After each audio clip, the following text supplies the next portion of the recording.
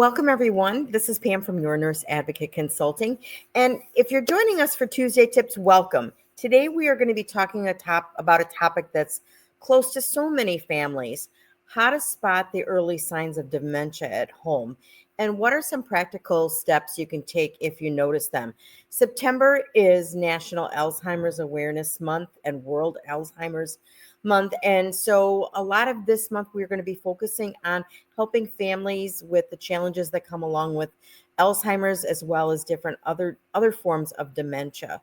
So catching dementia early can make a huge difference in planning, safety, and most importantly, quality of life. So let's walk through some of the most common early signs, and I'll share some specific action items for each one. Now, I'm going to be going through a lot of tips and some action items. If you would like the written out tip sheet for these different topics that I'm going to talk about, like what to look for and then what action items, just drop a comment in here. Whether you're watching here live on Facebook, send me a message in the comments, or drop me a message on Messenger. And if you're catching this on the replay on our YouTube channel, there's an opportunity there for you to leave a comment. So leave a comment and just, say tip sheet, and we will go ahead and get you that the copy of the tips and the action items I'm going to share today. So let's look at the first one. The first one is number one: memory loss that disrupts daily life. We're not talking about, I'm having a senior moment. I just set my glasses down, went in and combed my hair to get ready for this video, and I'm looking in the bathroom for my glasses, and I had left them here by the computer. So, and then I figured out, it took me a second, but I figured out where it was. So, that might be a senior moment, but what isn't a senior moment is when things start disrupting, the quality of life. So what should you look for? Something, forgetting recently learned information would be one thing. Repeatedly, asking the same questions, over and over and over again. 5 minutes, goes by and they ask you the same question. The third thing would be relying more on notes or family for things they used to handle independently. For example, I'm not sure about that. My husband handles that. Joe, what do we normally do, or how do we normally handle this? Relying more and more on notes or family things that they used to handle independently. One of the biggest things, and this is going to be used in most of the action items. So start a memory journal. Gently, keep track. Say, Ma, you forgot this or you didn't do this. So starting a memory journal. So you want to gently keep track of specific instances and dates when you notice forgetfulness. And when I say gently, what I mean is, oh, Mom, you forgot to pay this bill, or you did this. I got to write this down. I got to write this down so we can share with the doctor. That would not be gentle. But, things that you're noticing, and, maybe privately write these down, or, and once you have a few of them, maybe have a gentle conversation with, maybe, we might, if you spot some patterns in this type of behavior, then, this would be valuable information to a healthcare provider that you can say, Mom, this has been going on for a while. I've been kind of keeping track because I'm worried about you. I think maybe we should make an appointment with the doctor and just have these checked out. If everything's fine, no worries. If not, we'll get them checked out. So that would be the first thing. The second thing would be difficulty planning or solving problems. And what does that look like? Maybe they're having problems following a familiar recipe. For my mother-in-law, there were so many recipes that she knew that she could just do them without, looking at the recipe. So if they've been making, sloppy joes forever, and all of a sudden they're not quite sure what the amount of the ingredients goes, and they have to refer back to the recipe, that might be a subtle hint that things are changing. Not that in it of itself, but again, something to go ahead and journal to see if we do have any patterns. Maybe difficulty keeping track of monthly bills. I had a gentleman, a client of mine, he kind of runs the household for him and his wife. And he shared with me that he's having trouble balancing his checkbook, and if maybe I could take a look at it with him. And he was like, you know, $500, $600, something like that off. And so, I said, sure. So that would be one of those subtle signs. Another one would be struggling with numbers, just, math, or even writing a check, or even, simple things like that, or maybe multiple steps tasks. So, kind of like that whole recipe thing, but maybe, trying to think of what would be a good example.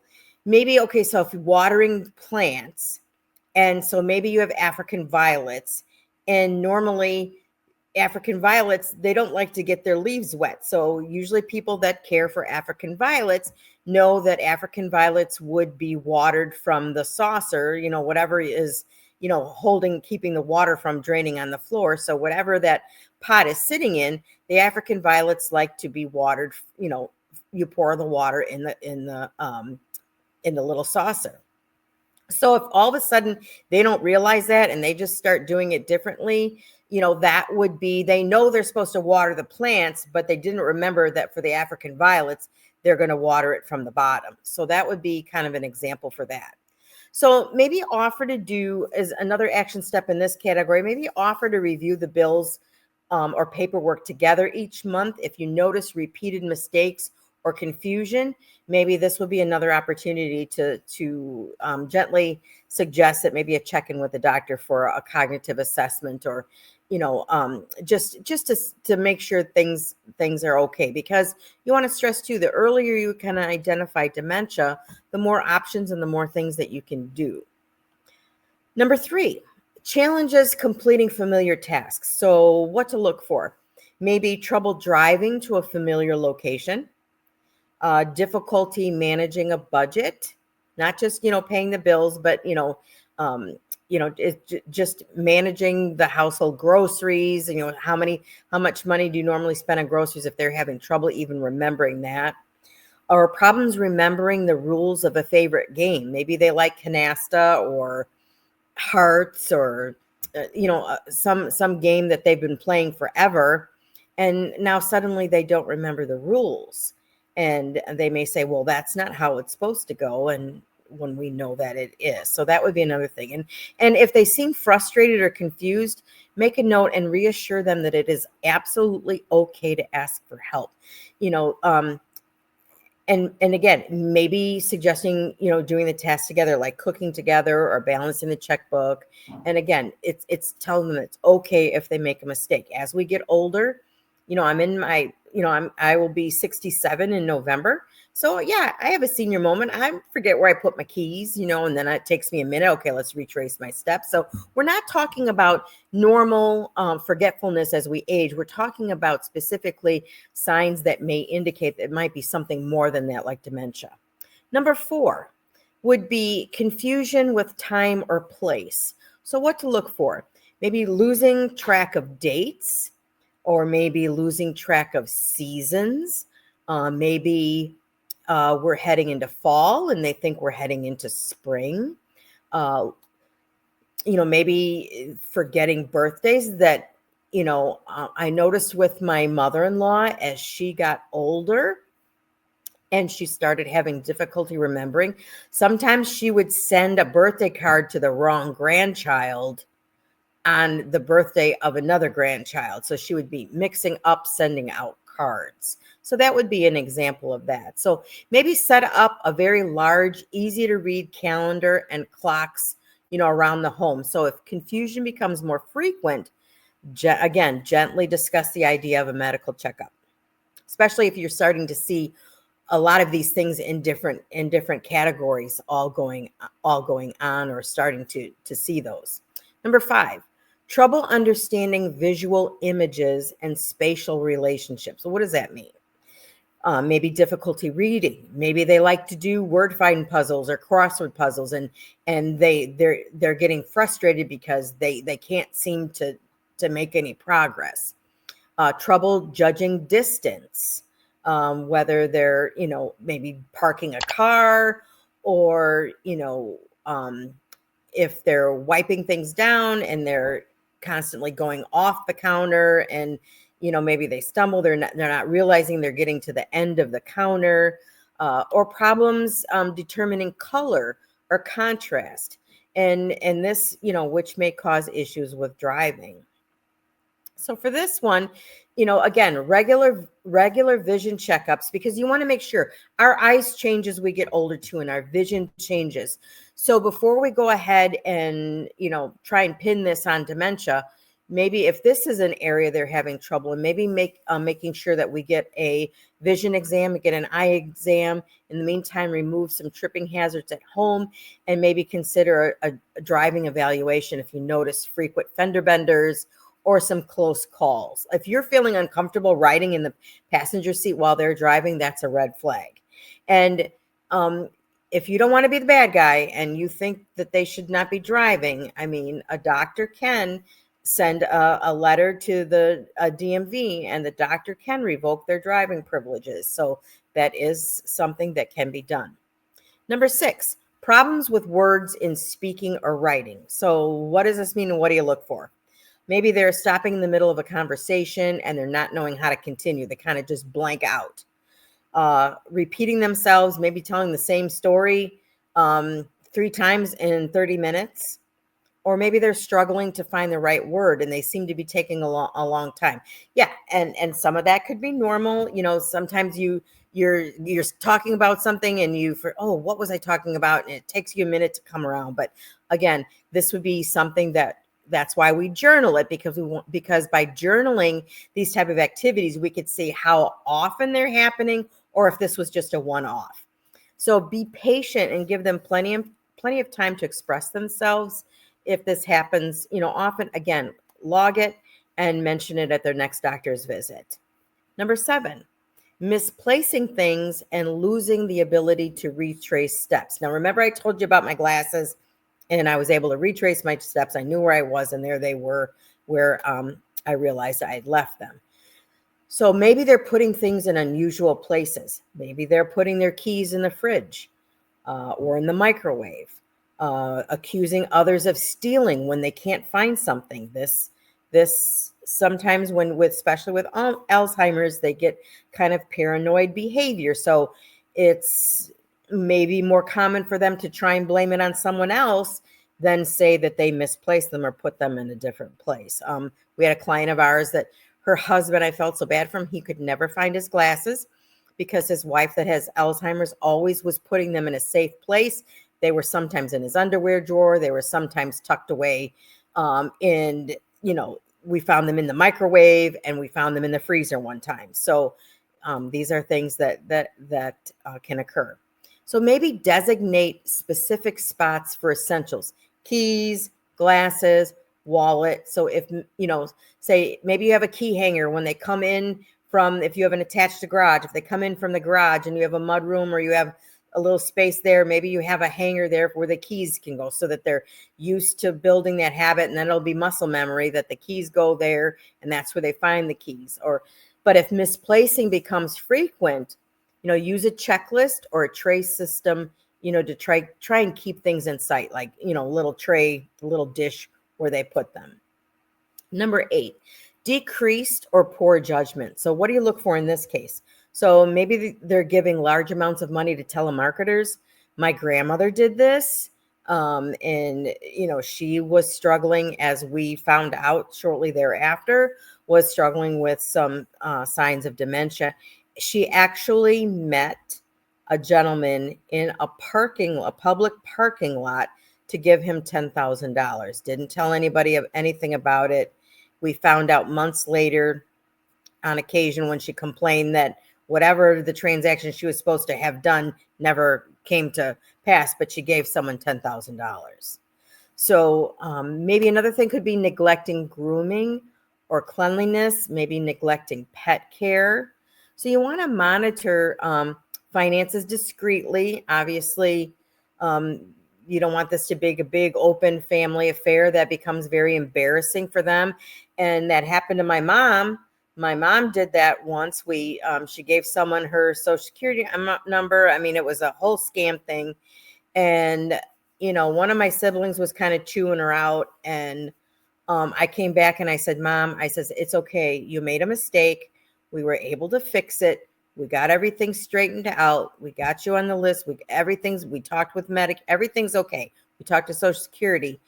And I said, Mom, please don't hesitate. If you feel uncomfortable and you did something that you're not sure that maybe you should have, please let us know. Because the last thing is, if you're going to scold them and make them feel bad, they're not going to tell you. If it happens again, they're not going to tell anybody. So, try and reassure them that everybody makes mistakes, and, please tell us so that we can fix it going forward. Number 9, maybe they're withdrawing from social activities, volunteer work, things like that. So maybe they're avoiding their favorite hobbies, social events, card nights, hanging out at the senior centers, Bible study, any volunteer or work projects, sleeping more than usual. This is a real serious thing, for aging adults to be isolated. And so we need to determine, is this truly a sign of maybe dementia, or are they truly suffering from being isolated from social activities? So encourage gentle participation in social or family activities. If they seem withdrawn, check in about how they're feeling and consider a mood or a memory screen. They maybe have some depression. It may not be dementia. Maybe something happened at card club and they don't want to go back because maybe they had a little tiff with somebody. So just try and do some gentle investigating about why they may not be doing the activities that they were before. Number 10, changes in mood or personality. So what to look for here. So if they're becoming confused, suspicious, depressed, fearful, high anxiety, getting anxious, they're easily upset at home, with friends, new places. For example, another one of our clients that had Alzheimer's, she loved to go for ice cream at this old-fashioned ice cream place near us in La Crosse. And she went through and got a sundae, and they didn't put nuts on it. And her granddaughter didn't ask for nuts and didn't realize that she wanted nuts on her sundae. So we get back to the table, and she's getting extremely agitated because she wants nuts on her sundae, and she's getting very angry. And I knew that if we didn't do something, we were going to have a scene right there in the ice cream shop. So I went up to the counter and I asked them for a little cup of nuts. They didn't charge me. They were very understanding. Went back, put her nuts on her sundae. Her mood changed immediately. And she came very pleasant, like everything was great. Her ice cream was the best thing. So, this could also be signs that there's something more going on here. So approach this with empathy. Again, try put yourself in their shoes, and reassurance. If the mood changes persist, please reach out to their healthcare provider for support and some possibly counseling, or again, some more diagnostic work to see what could be going on, if it's a mental health issue or if it truly could be a form of dementia. So if you're noticing any of these signs, please remember you're not alone, and early action can really make a huge difference. Sometimes a great provider to help you with these things would be a gerontologist. A gerontologist is a doctor who specializes in aging adults. The other one for dementia would be neurology. They help as well. These doctors tend to be a little bit more familiar with dealing with patients with dementia and may have the newest, latest, and greatest ideas, the updates on medications that might be helpful. So again, you can start with your family physician. You know them, you like them, you trust them, see what they say, and then maybe sometime down the road, if it's necessary, add as a specialty, just like a cardiologist, you may add the neurologist or add the gerontologist. So if we're going to have, if anybody wants the tip sheet, again, I'm going to remind you, just drop a message or comment, and it's going to have some links to some resources for you. Alzheimer's Association has a handout that's for 10 warning signs. The National Institute on Aging has an Alzheimer's disease fact sheets that you can download also. And then we've got many free guides and checklists. We've got also a checklist, a free checklist on behavior, a quick behavior guide checklist for those that have dementia. So that's another good handout that we'll have. And so just drop a note message if you'd like any of these. And if you have questions or you want to talk through concerns about a loved one, please reach out anytime. We're here to help you navigate these tough moments. And hopefully we can do that with compassion and practical support for you and providing more resources based on your specific situation. So thanks for joining us for Tuesday Tips. If you found this helpful, please like, share, subscribe to our YouTube channel if you're catching us on the replay. And, each week we bring you more tips. So we will see you next time. Take care, and we'll see you back here soon for another Tuesday Tips.